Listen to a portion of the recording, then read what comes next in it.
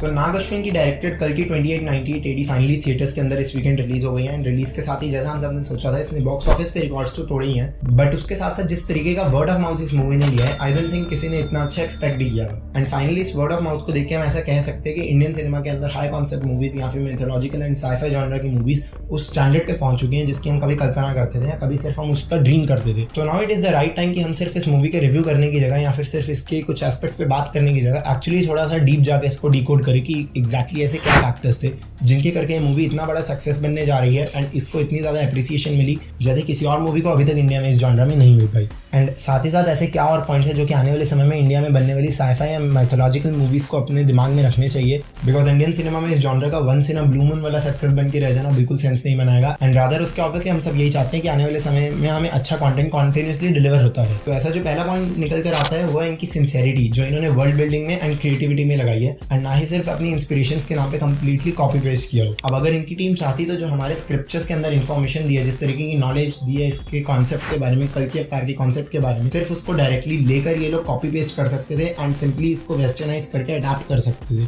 जिसमें शायद सिर्फ तीरों की जगह पर गन्स डाल के एंड तलवारों की जगह पर लाइट सेवर्स डाल के आपको एज इट इज परोस सकते थे। बट रादर देन उसके कल्कि के राइटर्स ने काफी सेंसिबली उस गिवन पीस ऑफ इन्फॉर्मेशन से अपनी इंस्पिरेशंस ड्रॉ किए एंड उसके ऊपर एक कंप्लीटली ओरिजिनल आइडिया को लेकर एक इनोवेटिव स्टोरी हमारे आगे रखी, जिससे आपको ऐसा एक्चुअली फील होता है इसमें एक एफर्ट डाला गया है, ना ही सिर्फ इसकी रिसर्च के अंदर बल्कि साथ ही साथ एक्चुअली स्टोरी को डेवलप करने में या फिर इसके ऊपर एक अपना खुद का पैशन प्रोजेक्ट बनाने में। एंड यही स्पिरिट इस मूवी के अपने आप से स्क्रीन पर निकल कर आती है आपके सामने। अब हालांकि यार इसमें ऐसे काफी सारे इंस्पिरेशन है जो हम कह सकते हैं डायरेक्टली इन्होंने हॉलीवुड से कॉपी किए हैं, डायरेक्टली इन्होंने हॉलीवुड से स्टेप लिए हैं, वो काफी ज्यादा ऑब्वियस है। वो देख के आपको बहुत ज्यादा ऐसे इंटरप्टेड फील नहीं होगा एंड आपको स्टोरी के अंदर वो एक नेचुरल प्रोग्रेशन का पार्ट दिखेगा and you will actually feel कि हाँ ये चीज यहाँ पे मेक सेंस करती है एंड यही चीज़ एक्चुअली ऑडियंस को काफ़ी ज़्यादा पसंद आती है इस फिल्म के बारे में। इसके अलावा जो एक काफ़ी इंपॉर्टेंट पॉइंट है जिसके बारे में ज़्यादातर लोगों ने इतनी बात नहीं करी वो है इसका फिल्म मेकिंग स्टाइल का कम्प्लीटली इंडियन होना। अब जब इस स्केल पे इस बजट में मूवीज बनती है तो हमने इंडिया के अंदर देखा है काफ़ी बारी इसमें ऐसी फिल्म मेकिंग होती है जो कम्प्लीटली हॉलीवुड से इंस्पायर्ड हो। I am not talking about the scenes और कॉन्सेप्ट्स बट एक्चुअली किस तरीके से वो फिल्म बनी है, किस तरीके से उसके अंदर कैमरा वर्क हुआ है या फिर किस तरीके से डायलॉग उसमें लिखे गए हैं। अब अगर हम इसका सबसे बड़ा एग्जाम्पल रिसेंट टाइम्स में देखें तो वो निकल कर आता है क्रिश 3 एंड वॉर।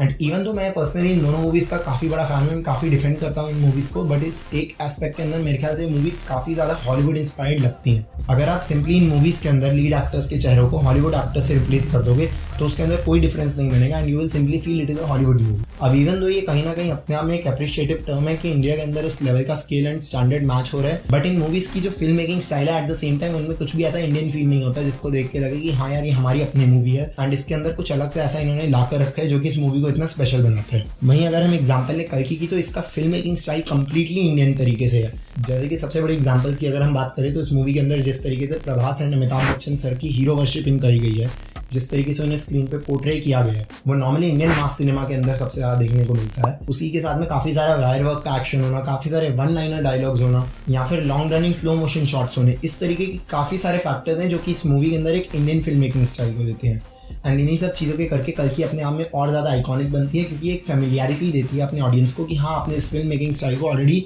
ऑब्जर्व कर रखा है एंड ऑलरेडी इसको जी रखा है। इसके अलावा जो एक और काफ़ी इंपॉर्टेंट एस्पेक्ट निकल कर आता है वो है इसका अंडरस्टैंडिंग दी ऑडियंस। काफ़ी समय से हम देखते आ रहे हैं कि इंडियन मूवीज़ अपनी ऑडियंस डिस्क्राइब कर ही नहीं पा रही है। अभी तक शायद इंडिया में जितनी साइफाई या फिर ऐसी बड़ी मिथोलॉजिकल मूवीज़ बनी है उनके अंदर जो सबसे बड़ा इशू रहा है वो है अपनी ऑडियंस को ना समझना। Indian movies normally tend to think that the audience are a fool and उनको हर एक चीज़ जो है टेबल पर परोस के दे देनी चाहिए या फिर किसी तरीके से जो है हाई कॉन्सेप्ट को लो लेवल पर लाने की ज़रूरत हो ताकि आप ऑडियंस को वो समझा सके। अब कुछ मूवीज़ उसके लिए काफ़ी सारे कमर्शियल एलिमेंट्स का यूज़ करती है, जैसे ब्रह्मास्त्र के अंदर सॉन्ग्स एंड लव स्टोरी था, वहीं पे कुछ मूवीज़ उस कॉन्सेप्ट को टोन डाउन करने की कोशिश करती है जैसा रामन ने किया था, या फिर कुछ मूवीज़ उसके अंदर एक अननेसेसरी सोशल कॉज एंगल डालने की कोशिश करती है जैसा 2.0 ने किया था। इस तरीके के एलिमेंट्स के करके कंप्लीटली आपकी मूवी का ध्यान डाइवर्ट हो जाता है एंड आपकी मूवी उतना बड़ा इम्पैक्ट क्रिएट नहीं कर पाती जितना वो कॉन्सेप्ट अपने आप में कर सकता था या डिजर्व करता था करना। वहीं पे कल्कि अपने कॉन्सेप्ट को लेकर काफ़ी स्ट्रेट फॉरवर्ड रहती है। अब हाँ, हालांकि इसके अंदर काफ़ी सारे वन लाइनर्स एंड ऐसे जोक्स यूज़ हुए जो अपने आप में काफ़ी ज़्यादा क्रिंज थे एंड आज तक लैंड नहीं कर रहे थे। स्पेशली फर्स्ट हाफ के अंदर अगर हम बात करें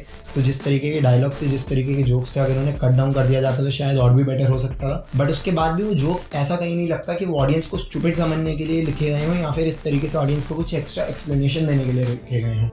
ये मूवी कम्प्लीटली नेचुरल तरीके से अपने प्रोसेस को लेकर चलती है एंड कुछ भी ओवरडू करने की कोशिश नहीं करती ऑडियंस को कुछ समझा देने के लिए। ऐसे ही लोगों ने अपनी मार्केटिंग को भी काफ़ी स्ट्रीमलाइन रखा एंड रादर देन कि हर तरीके की ऑडियंस को टारगेट करने के, हर तरीके के लोगों को टारगेट करके 10 गाने निकाल देने के या फिर 10 तरीके की म्यूजिक वीडियोस बना देने के, इस मूवी ने अपनी कंप्लीट मार्केटिंग अपने कॉन्सेप्ट के आसपास रखी। अब ऐसे छोटे मोटे पॉइंट्स तो हमने काफ़ी डिस्कस कर लिए, बट जो सबसे बड़ा पॉइंट मैंने लास्ट के लिए बचा के रखा था वो है इस मूवी का स्क्रीन प्ले। अब अगर हम इस मूवी के एक बार स्पॉइलर जोन में घुस के बात करें तो इस मूवी का नाम कल्कि 2898 AD था एंड इस मूवी में हमें कल्कि अवतार का जन्म होते हुए भी नहीं दिखाया। इसके साथ ना ही हमें प्रभास का कैरेक्टर आर्क कंप्लीट होता हुआ दिखाया, उसका हिंट जरूर दिया बट वो कंप्लीट अभी भी नहीं हुआ एंड नेक्स्ट मूवी के अंदर जाके शायद हो। उसके अलावा अश्वत्थामा के कैरेक्टर की अगर हम बात करें तो उनको भी मुक्ति नहीं मिली at the end of the film. उसके अलावा यास्किन जो कि इस मूवी के विलेन था, ना यास्किन जीता ना ही यास्किन को मारा गया एंड साथ ही साथ सबसे इंपॉर्टेंटली जो इस मूवी का पहले नाम होने वाला था प्रोजेक्ट के, बेसिकली जिसके ऊपर ना ही सिर्फ ये मूवी बल्कि आने वाली मूवीज की पूरी फ्रेंचाइजी बेस्ड है। इस प्रोजेक्ट के अंदर एग्जैक्टली होगा क्या हमें ये भी इन लोगों ने एक्सप्लेन नहीं किया, सिर्फ इसका भी एक हिंट दिया। तो अगर हम ओवरऑल इस मूवी की बात करें तो इसमें कोई भी एक ऐसा एलिमेंट नहीं था जिसको इन्होंने कंप्लीटली डिस्कवर करके पूरा खत्म किया हो।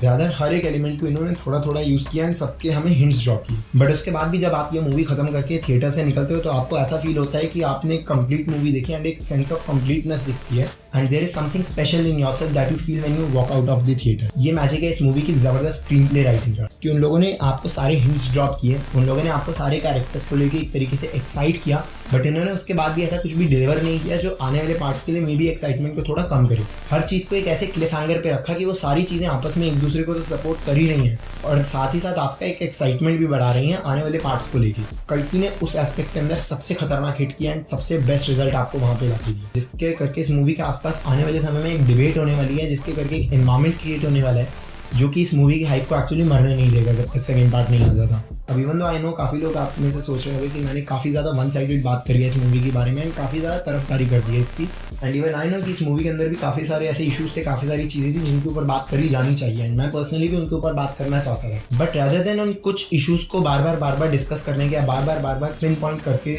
उसके करके नीचा दिखाने के इस मूवी को, मेरा पर्सनली ओपिनियन है कि जो इस मूवी ने 10 चीज़ें अच्छी करी उनके बारे में हम बात करें एंड इस मूवी को अप्रिशिएट करें अपने एफर्ट के लिए एंड एक्चुअली उस एफर्ट से कुछ अच्छा प्रोडक्ट निकाल के हमें देने के लिए, बिकॉज आने वाले टाइम में मूवी डेफिनेटली हमारी फिल्म इंडस्ट्रीज को काफ़ी ज़्यादा इंस्पायर करने वाली है ऐसे बिग बजट एंड ऐसे हाई कॉन्सेप्ट आइडियाज़ पे काम करने के लिए, बिकॉज इस मूवी ने ये बात प्रूव कर दी है कि Indian audience are ready for these high concept movies from our own culture, from our own land. तो रादर देन कि हम उन 2 गलतियों को लेकर इसका मजाक उड़ाएं या फिर इस मूवी की बार बार बुराई करें, आई थिंक हमें इस मूवी को सपोर्ट करना चाहिए, बिकॉज ऐसी मूवीज़ हमें इंडियन सिनेमा से रोज़ देखने को नहीं मिलती।